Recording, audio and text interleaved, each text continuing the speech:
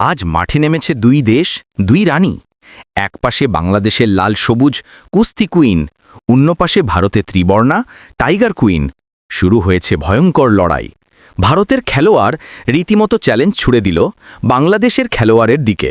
বাংলাদেশের খেলোয়াড় ঠেলে দিল প্রতিপক্ষকে। ভারতের কুইন উঠে এসে পাল্টা ঘা মারল। ঘাম ঝরছে, নিঃশ্বাস ভারী, কেউ হার মানছে না। এ যেন দুই দেশের গর্বের যুদ্ধ। বাংলাদেশের খেলোয়াড় হাঁপাতে হাঁপাতে বলল, আমি হারব না, আমার দেশের জন্যে লড়ব শেষ পর্যন্ত। ভারতের খেলোয়াড় রাগী গলায় বলল, দেখাও তোমার শক্তি, আমি হাল ছাড়ব না। দুজনেই মাটিতে পড়ে হাঁপাচ্ছে, চোখে আগুন, মুখে ঘাম। মাঠে নীরবতা নেমে এসেছে। এখন সিদ্ধান্ত তোমাদের হাতে।